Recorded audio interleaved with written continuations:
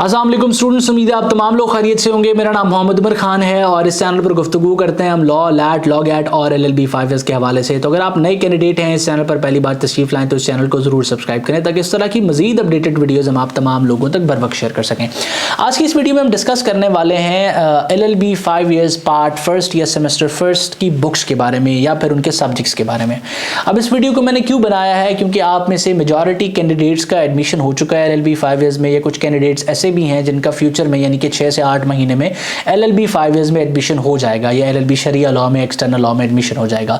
तो ये एक जनरल गाइडलाइन है कि किस तरीका कार से आपके सब्जेक्ट्स होंगे और किस तरीके से आपने बुक्स पढ़नी है और कौन से बुक्स पढ़नी है। ये सवाल अक्सर मुझे रिसीव होता है कि पार्ट फर्स्ट की बुक्स बता दी जाए। अब ये सवाल क्यों रिसीव होता है? अगर आप इंटर में और मैट्रिक में या इनके सिलेबस पे एक नज़र दौड़ाएं तो इनका जो सिलेबस होता है इनके लिए डेडिकेटेड बुक्स दी जाती हैं और इसके लिए टेक्स्ट बुक बोर्ड होता है हर प्रोविंस का, जो कि आपको टेक्स्ट बुक्स प्रोवाइड करता है। आपको उस तमाम के तमाम जो कॉलेजेस और जो स्कूल्स होते हैं वो वही किताबें आपको जो है ना कोर्स के तौर पे यूज़ करवाते हैं और उन्हीं टेक्स्ट बुक्स की बेसिस पे आपके एग्ज़ाम्स होते हैं और आप उनको क्लियर करते हैं। तो हमारे स्टूडेंट्स के जहन में जो रिसर्च वाला आंसर होता है, जो रिसर्च वाला फैक्टर होता है, वो कभी नहीं होता। उनको नहीं होता कि हमने कोई चीज़ तलाश करनी है, हमें मुख्तलिफ किताबों को कंसल्ट करना है एक टॉपिक को क्लियर करने के लिए। उनको होता है कि एक टॉपिक मुझे टीचर ने पढ़ाया है, मैं एज इट इज़ की किताब में से देखूंगा और वो वहाँ पर लिखा होगा और उसको मुझे पढ़ना है।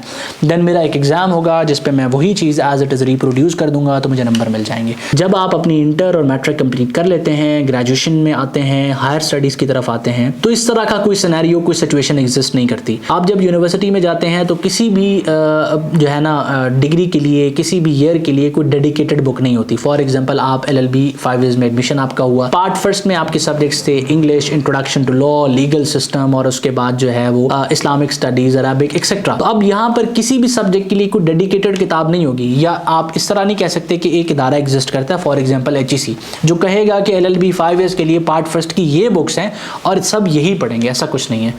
आप लोगों को आपका जो टीचर होगा या आपकी कंसर्न यूनिवर्सिटी होगी या लॉ कॉलेज होगा उसकी तरफ से एक रफ आउटलाइन दी जाएगी कि ये आउटलाइन है, इसमें ये टॉपिक्स इंक्लूडेड हैं और इस अकॉर्डिंग आपने अपनी तैयारी करनी है। For example introduction to law में 15 से 20 टॉपिक्स इंक्लूडेड हैं जिसमें आपने सबसे पहले लॉ को समझना है, फिर सोसाइटी को समझना है, फिर लॉ की नीड को समझना है, इसके फंक्शंस को समझना है, इसके पर्पस को समझना है, इसके जो है ना इसकी एवोल्यूशन जो हुई है सोसाइटी में उसको समझना है। अब इसके लिए कोई कंपल्शन नहीं है कि ये किताब है यहाँ से पढ़ें और इस टॉपिक को रिटेन करें, नहीं। आपने क्या करना होता है, आपको हो सकता है टीचर कोई बुक रिकमेंड कर ले कि यार इससे पढ़ लें, यहाँ से आपको मटीरियल मिलेगा, लेकिन इसको प्रिपेयर करने का बेहतर तरीका ये होता है कि आप लाइब्रेरी में जाते हैं, मुख्तलिफ किस्म की किताबों को कंसल्ट करते हैं और उन किताबों में उस डेडिकेटेड टॉपिक को तलाश करते हैं। फॉर एग्जाम्पल एक कैंडिडेट पढ़ रहा है इंट्रोडक्शन टू लॉ या व्हाट इज लॉ या purpose of law in society, तो आप एक लॉ की इंट्रोडक्शन के हवाले से कोई किताब उठाते हैं, चाहे वो हमारे किसी जो है वो पाकिस्तानी ऑथर की हो या फिर किसी फॉरेन ऑथर की हो। उस बुक को उठाने के बाद आप तलाश करते हैं कि इसमें ये वाला टॉपिक कहाँ पर मौजूद है। आप उस टॉपिक पर जाते हैं, उसको पढ़ते हैं, रीड करते हैं, उसके पॉइंट्स बना लेते हैं। इसी तरह आप 2 से 3 किताबें और कंसल्ट करते हैं या फिर इंटरनेट पर जाते हैं और इंटरनेट से जाके इसको सर्च करते हैं, मुख्तलिफ वेबसाइट्स को स्क्रॉल करते हैं और डेटा अपनी जो है वो शीट पर लिखते जाते हैं। तो इस तरीका कार से आपके पास नोट्स बन जाते हैं। तो जब आप यूनिवर्सिटी में आते हैं वहाँ पर कोई डेडिकेटेड बुक्स आपको नहीं दी जाती, आपको इस तरह से नोट्स बना के अपनी तैयारी करनी पड़ती है, जो कि एक बेहतरीन तरीका होता है। इसके कॉन्ट्रास्ट में एक दूसरा तरीका भी एग्जिस्ट करता है जो कि चोर रास्ता है और हमारे यहाँ अक्सर औकात 99% वो ये अडॉप्ट किया जाता है।